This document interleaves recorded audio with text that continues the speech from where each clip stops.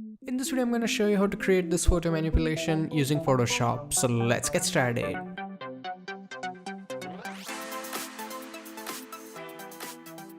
Hey, what's up guys, Dhruval here, and as you can see, this is the final output. Now the great thing about this effect is that it looks cool, but it's actually pretty simple. As you can see, there are not many layers. So to create this, first of all, we need to open the background. And for that, I'm gonna go to File, Open, select the background road photo and open it. Now before we start working on the effect, I want background to be a little bit longer horizontally, and it's actually pretty easy to do. Select your crop tool from here and make it a little bit bigger like this and then confirm it. After that, we need to fill up this area. For that, select your marquee tool from here and make a square like this. Then press Shift Delete, so this box will come up. Then go to your options and make sure content aware is active, hit OK, and it's gone. Now to remove the selection, go to select and deselect. Background is ready. Let's add the swimmer image, and for that go to file, and this time you will select place embedded, and here select the swimmer photo and place it. I'm gonna make it a little bit bigger. Now if you have old version of Photoshop, you should hold your shift key so it stays in proportion. So I'm gonna make it a little bit like this. If you have hard time knowing what's going on, you can reduce the opacity so you can compose it easily. So I think here the swimmer looks okay. And make the opacity back to 100%. Now we need to make selection of the model. Mainly we just need to make proper selection of the face, rest is alright. So for that, go and select your quick selection tool from here and then make selection of the model. It doesn't have to be super accurate, and if you want to be precise, you can always use pen tool, but I think this looks alright. And then we need to apply a layer mask. So make sure your selection is active, then go and click on the layer mask icon and boom, it's done. After that, we need to bring out the area nearby, and for that I'm going to use brush tool. So select your brush tool and in the opacity make sure it's 100%, and even more important, right click and make sure hardness is 0%. Then also make sure your mask is active. Then you can make your brush a little bit smaller using bracket keys, and then oops, my mistake. When you paint, make sure that the color here is white. Then you can paint on the model like this. So you have a little bit of fade between water and road.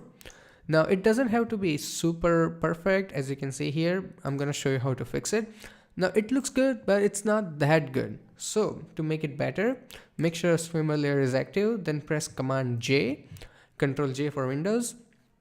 Now you have to select the bottom one, right? And then you can rename it to, let's say, swimmer hard light. So as we named it, go to the blending options and change the blend mode to hard light and make sure it's at the bottom. Now again, make sure brush is active and then you click on the layer mask and also make sure color here is white. Now you can paint in the distance like this. So as you can see, this one is a little bit darker and it blends in a lot better with the road. I'm going to show you how to blend it even more.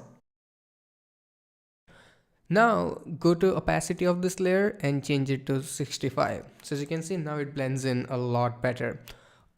This is for tutorial, so I'm being quick, but you can take your time and paint it even more carefully. Now what I want to do is make this blue water kind of black so it blends in with the road. And to do that, we need to group both of this layer. So hold your command key and click on both of this layer and then press Command G. So it will group both of them. Now create new adjustment layer from here and you have to select hue saturation. Here again, make sure that your clipping mask is on. So whatever changes you make, as you can see, it will only stay on the bottom layer. Okay, now go to your masters here and turn it to the cyan. And here make the saturation all the way 0. So as you can see, it looks perfect. And then again go to your blues and then make it all the way to the -100. So in case we missed something. So composition is ready, and now I want to do some changes in background. So for that, activate your layer 0, right click and select convert to smart object. This is really important, don't forget it, okay? After that, you can go to filter, blur, and then select Gaussian blur. In the Gaussian blur, keep it somewhere around like 5 to 6 pixels and hit OK. Now I don't want it on entire image, of course. So for that you can click on this layer mask of the filter. Make sure that the brush tool is active, and since we want to remove it, make sure color here is black, opacity 100, and then you can remove it from the foreground like this. So now you can see we have this really nice depth of field. After that, I'm gonna do some changes in lighting. For that, right click on your layer 0 and click on blending options. In the blending option, go and click on the gradient overlay. Now in the gradient, you can look at the settings. The gradient style I chose is black and white, hit OK.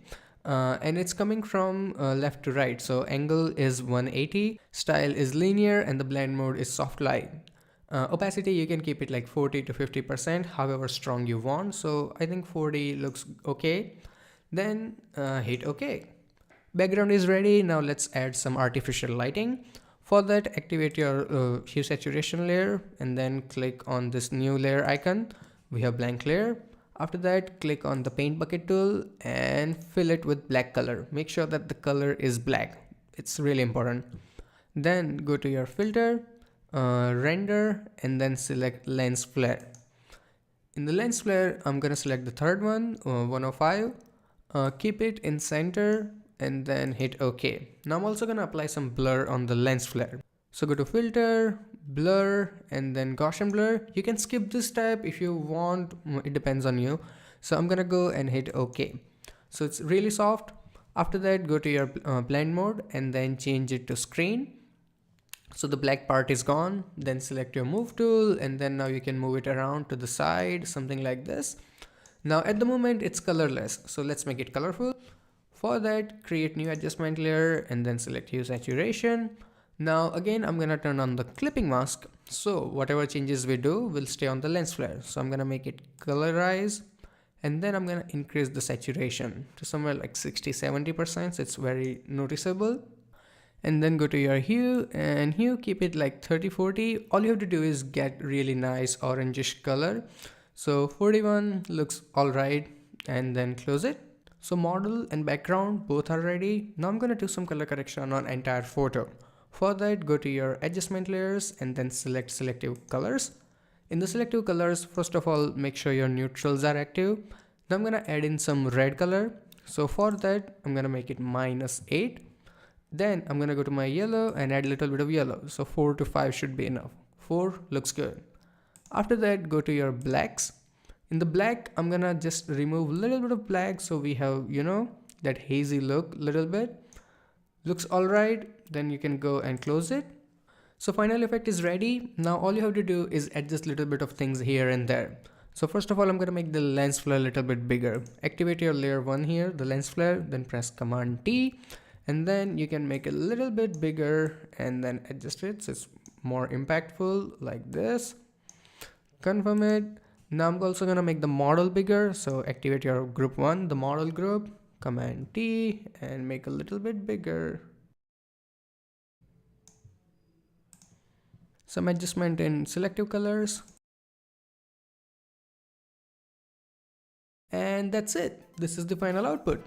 I really hope that you guys learned something from this video, and if you did, hit that like button, and if you have any kind of questions or suggestions, you can ask me in comment section below. And if you want to check out more videos like this, you can click on that subscribe button and visit my channel. Till then, goodbye, take care, and have some fun with Photoshop.